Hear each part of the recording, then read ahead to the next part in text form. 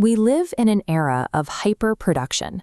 With a few taps, we can churn out reports, emails, and essays faster than ever in human history.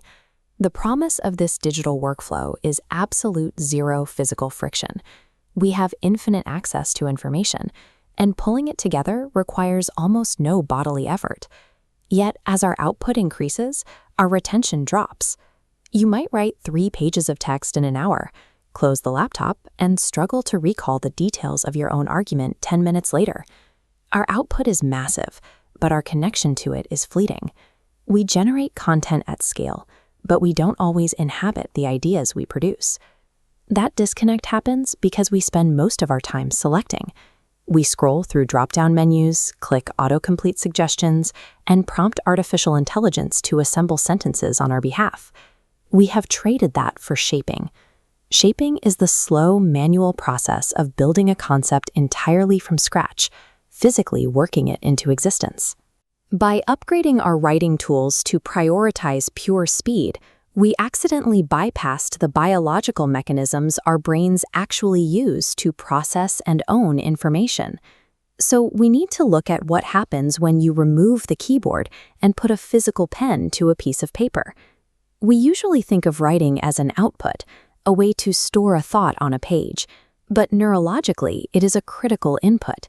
The complex motor skills required to form distinct letters by hand mean you are executing intricate sequences of pressing, lifting, curving, and halting.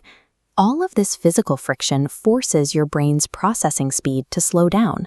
This creates a process called sensory-motor integration. By combining tactile feedback, fine motor control, and visual focus, the brain lights up. These activated neural regions, your deep memory and learning centers, are wiring together, firing in tandem. The physical effort and deliberate slowness of moving a pen provide the sensory feedback the brain uses to prioritize and store information. Now, compare that biological process to typing on a keyboard or prompting an AI. Typing relies on a single, repetitive physical action, pressing down. It requires the exact same micro-movement for every letter.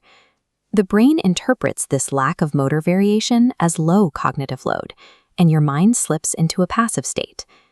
AI generation removes the cognitive shaping process entirely. You ask for an outcome, and a machine delivers it. Selecting ideas routes information only to superficial, short-term centers. The data glances off the surface, completely bypassing your deep learning pathways.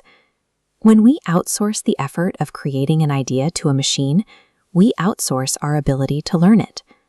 The friction we try so hard to avoid with our digital tools is actually a necessary feature for human cognition. A blank piece of paper acts as a physical anchor.